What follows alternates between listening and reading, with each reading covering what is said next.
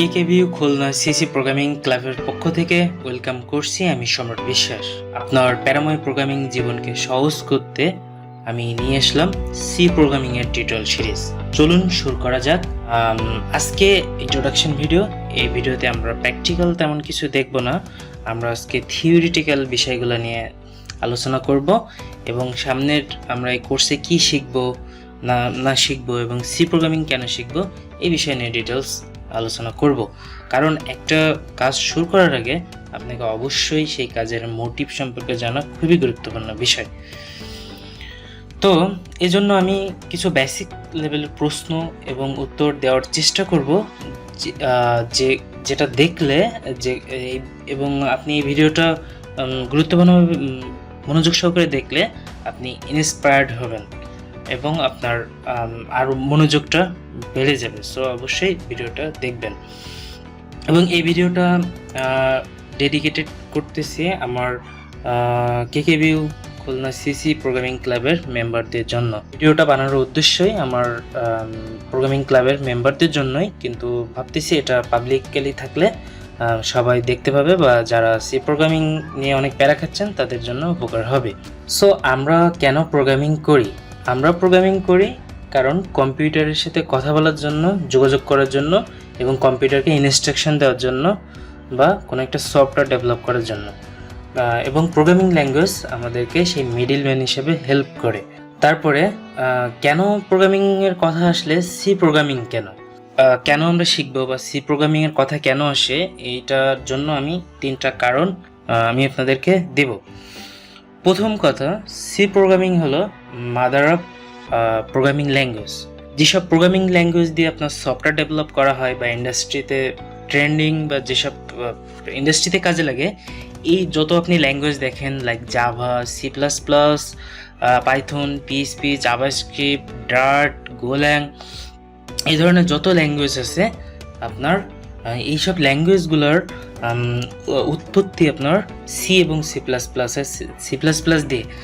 Ultimately এইসব ল্যাঙ্গুয়েজগুলো দিয়ে আমরা যখন কোড করি তখন সি এবং সি প্লাস প্লাস কনভার্ট হয়ে তার আপনার অ্যাসেম্বলি কোড হয়ে মেশিন কোডে রূপান্তর হয়।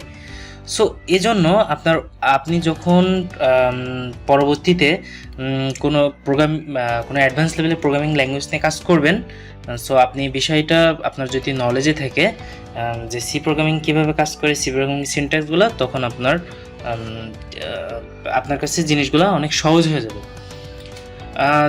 দ্বিতীয় কারণ হচ্ছে প্রথম কারণের সাথে অনেকটা মিল আছে।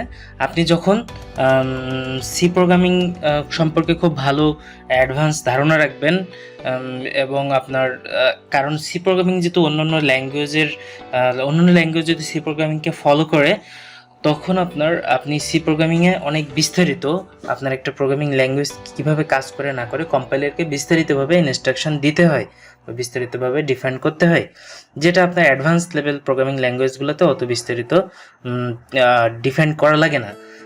কম্পাইলার বা ইন্টারপ্রেটার নিজেই থেকে অনেক কিছু হ্যান্ডেল করে। কিন্তু এই জিনিসগুলো আসলে কীভাবে কাজ করে না করে এইগুলো যদি আপনি খুব ভালোভাবে বুঝেন, তাহলে আপনার কাছে আরও সহজ হয়ে যাবে যখন আপনি অ্যাডভান্স লেভেল ল্যাঙ্গুয়েজ নিয়ে কাজ করবেন। এবং মজার ব্যাপার হচ্ছে আপনার অ্যাডভান্স লেভেল ল্যাঙ্গুয়েজগুলো সিনট্যাক্স আরও সহজ সি প্রোগ্রামিং থেকে। তো এই জন্য সি প্রোগ্রামিং দিয়েই আপনার শুরু করা উচিত। তৃতীয় নাম্বার কারণ হচ্ছে যারা বিশেষ করে কম্পিউটার সায়েন্সে পড়াশোনা করতেছে তাদেরকে প্রতিনিয়ত আপনার সি প্রোগ্রামিং ফেস করা লাগবে আপনার ক্লাসে, ল্যাবে। সো এই জন্য আপনার সি প্রোগ্রামিং অবশ্যই দরকার। সো আশা করি বুঝতে পারছেন কেন সি প্রোগ্রামিং শেখা দরকার। এরপর আসি কোর্সের আউটলাইন। আসলে এই কোর্সে আমরা কী জিনিস শিখব।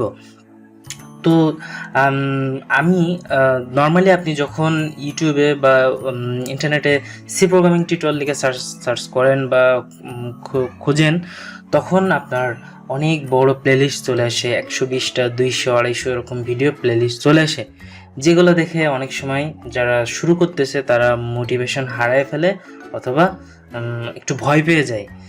তো এই জন্য আমি যেটা করছি, মাত্র 20 থেকে 21টা ভিডিওর মাধ্যমে আপনাকে সি প্রোগ্রামিংয়ের বেসিক কনসেপ্টগুলো ক্লিয়ার ক্লিয়ার করতে সাহায্য করব, যাতে আপনার প্রোগ্রামিংয়ের ভীতিটা দূর হয়ে যায়। জাস্ট আপনার প্রোগ্রামিংয়ের ভাষাটা আপনি বুঝে যান, তারপরে আপনি নিজে থেকে আপনার মতো করে যে কোনো ধরনের প্রবলেম সলভ করতে পারবেন। তো এই জন্য আমরা চলেন কোর্সের আউটলাইনটা একটু দেখে আসি। আমি এখানে কোর্সের কোন কোন বিষয়গুলো আপনাদেরকে শেখাবো সেই বিষয়গুলো এখানে নোট করে রাখছি। এখানে আমি 20টা ভিডিও নোট করে রাখছি, তবে আরেকটা ভিডিও এখানে অ্যাড হবে, 21টা ভিডিও এই প্লেলিস্টে আসবে। তো দেখেন আমরা যা যা শিখবো, আমরা হ্যালো ওয়ার্ল্ড বা বেসিক সিনট্যাক্স শিখবো, তারপরে ভেরিয়েবল, ডাটা টাইপ, তারপরে অ্যারিথমেটিক অপারেশন বা ম্যাথমেটিক্যাল অপারেশন, কিছু কন্ডিশন। মোট কথা আমাদের এই বিষয়টা নিয়ে অত বেশি মাথা ঘামানোর দরকার নাই। মোট কথা আমরা খুবই বেসিক লেভেলের জিনিসগুলো দিয়ে প্রোগ্রামিংয়ের ভাষাটা আমরা শিখে ফেলবো। তারপরে আপনি প্রবলেম সলিউশন করবেন বা যে বিভিন্ন ধরনের কাজে লাগাবেন সেটা আপনার চিন্তা ভাবনার উপর ডিপেন্ড করবে। কিন্তু আমার উদ্দেশ্য হচ্ছে আপনি যাতে সিনট্যাক্সটা ভালোভাবে শিখে যান। জাস্ট এই অল্প কিছু ভিডিও দেখলে আপনার সিনট্যাক্স দেখাবে একটা। এবং মজার ব্যাপার, আপনি যখন এই সিনট্যাক্সগুলো খুবই ক্লিয়ারভাবে বুঝে যাবেন, আপনি যে কোনো ধরনের প্রোগ্রামিং ল্যাঙ্গুয়েজ শুরু করতে যান আপনার কাছে খুবই সহজ মনে হবে, কারণ আপনি প্রোগ্রামিংয়ের ভাষাটা বুঝে গেছেন। মোস্ট অফ দ্য প্রোগ্রামিংয়ের ভাষাটা সেম, কিছু সিনট্যাক্সের ডিফারেন্ট হয়ে থাকে। তো আমরা কোর্সের আউটলাইন দেখলাম। এখন আমরা দেখব যে সি প্রোগ্রামিং আসলে কিভাবে কাজ করে, বা সি কম্পাইলারের নাম হয়তো শুনে থাকছেন। তো এটা কিভাবে কাজ করে, তো এটার জন্য আমাকে প্রথমে যেটা জানতে হবে যে সি ফাইল এক্সটেনশন। তো চলুন দেখা যাক। তো আমি এখানে একটা ফোল্ডার তৈরি করে রাখছি, আমাদের সি প্রোগ্রামিংয়ের জন্য ফোল্ডারটা তৈরি করছি, এবং আজকে প্রথম ক্লাস ইন্ট্রোডাকশন ফোল্ডার তৈরি করে রাখছি। এবং আপনি যখন প্রোগ্রামিং করবেন তখন অবশ্যই এরকম অর্গানাইজ করে ফোল্ডার করে নেবেন। তো দেখেন, আসলে প্রথমে আমাদেরকে বুঝতে হবে যে আপনার ফাইল এক্সটেনশনটা কি। আমি এটার জন্য এখানে ভিউ থেকে আমার ফাইল নেম এক্সটেনশনটা চেক মার্ক দিয়ে দেব। তো অনেকে এটা ইনেবল থাকে না, যার ফলে ফাইলের এক্সটেনশন দেখতে পায় না। তো দেখেন, আমি যদি একটা ফাইল তৈরি করি, লাইক এখানে টেক্সট ফাইল, তো দেখেন এই টেক্সট ফাইলের এক্সটেনশনটা হচ্ছে আপনার ডটের পরে যে টিএক্সটি, এটা হচ্ছে ফাইলের এক্সটেনশন। তো দেখেন এটা একটা টেক্সট ফাইল।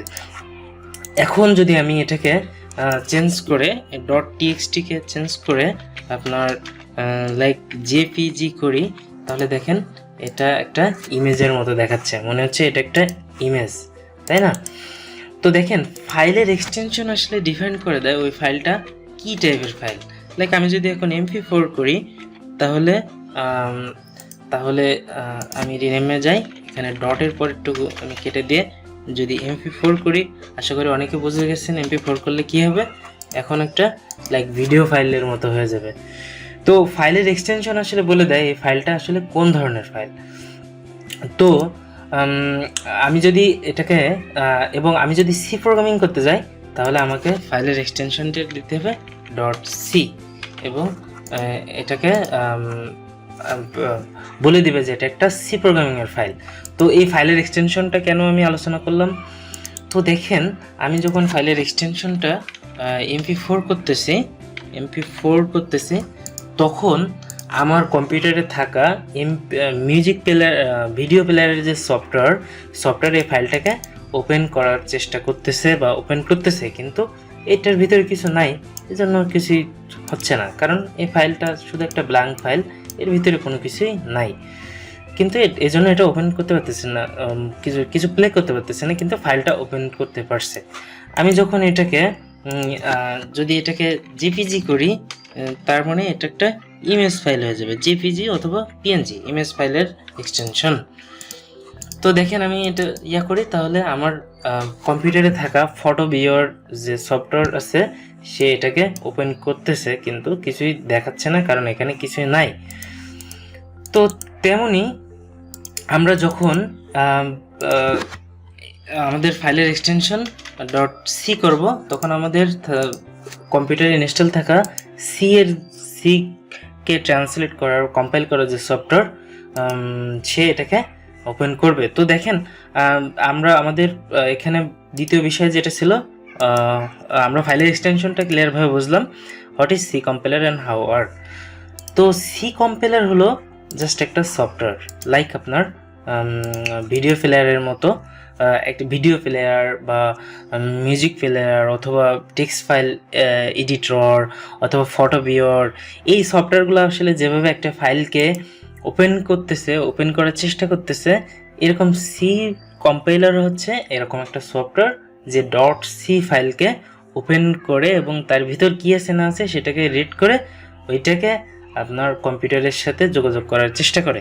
তো ভিডিও প্লেয়ার কি করে, যখন একটা ফাইলের এক্সটেনশন MP4 দেখে বা ভিডিওর যে এক্সটেনশন আছে আরও অনেক আছে MP4 ছাড়াও, এই টাইপের কিছু দেখলে তখন ওই ফাইলটাকে সে ওপেন করে, আর না হয়তো সে ওপেন করে না। তো ওপেন করার পরে কি করে, ওর ভিতর যে ডেটাগুলো আছে ওই ডেটাগুলোকে সে মেশিনের ভাষায় কনভার্ট করে ইনস্ট্রাকশন অনুযায়ী সে একটা ভিডিও প্লে করে। তো তেমনি আপনার যখন সি কম্পাইলার কি করে, আমাদের কম্পিউটার ইনস্টল থাকে একটা সফটওয়্যার যেটা কি করে এই ফাইল এর ডট সি এক্সটেনশন যুক্ত একটা ফাইলকে সে ওপেন করার পরে ওর ভিতরে যে কোডগুলো আছে ওইগুলোকে সে রিড করে আপনার ওইটাকে মেশিনের ভাষায় কনভার্ট করে ইনস্ট্রাকশন অনুযায়ী তার প্রবলেম সলিউশন করে। তো এখন ব্যাপার হচ্ছে, আপনার যদি এখানে একটা জেপিজি ফাইল থাকে, সেটাকে ওপেন করতেছে কিন্তু কিছু দেখাচ্ছে না, MP4 থেকে ওপেন করতেছে কিছু দেখাচ্ছে না, কারণ এর ভিতরে কিছুই নাই, বা ভিডিওর জন্য যা থাকা দরকার তা নাই, বা ইমেজের জন্য যা থাকা দরকার তা নাই। তেমনি আমরা যখন সি প্রোগ্রামিং করি তখন আমাদের তো দেখেন ভিডিওর জন্য বা ইমেজের জন্য একটা নির্দিষ্ট ফরম্যাটে ফাইলটা থাকা উচিত, যেটা ওই সফটওয়্যারটা খুব ভালোভাবে সেটা জানে। তো আমাদের ডট সি এর এক্সটেনশনের ভিতরেও আমাদের নির্দিষ্ট ফরম্যাটে কিছু কোড থাকা উচিত, এবং যে কোডের মাধ্যমে আমাদের প্রবলেমগুলো সলিউশন হবে। তো সি কম্পাইলার কিভাবে আমাদেরকে সেই কোডগুলো লিখতে হবে, কোন ফরম্যাটে লিখতে হবে, এই জিনিসগুলো সি কম্পাইলার আমাদেরকে বলে দিয়েছে। আর সেই যে ইনস্ট্রাকশনগুলো বলে দিয়েছে সেই ইনস্ট্রাকশনগুলো হচ্ছে আপনার সি প্রোগ্রামিং। আশা করি আপনারা ক্লিয়ার। তো আজকের ভিডিওটা অনেক লং হয়ে গেল, তারপরেও আশা করি ভিডিও থেকে সি প্রোগ্রামিং সম্পর্কে পুরোপুরি ক্লিয়ার হয়ে গেছেন, এবং আপনার শুধুমাত্র সি প্রোগ্রামিং না, অন্যান্য প্রোগ্রামিংও ঠিক এইভাবেই কাজ করে। তো নেক্সট ভিডিওতে দেখা হবে। তো আজকের মতোই এখানে শেষ করি।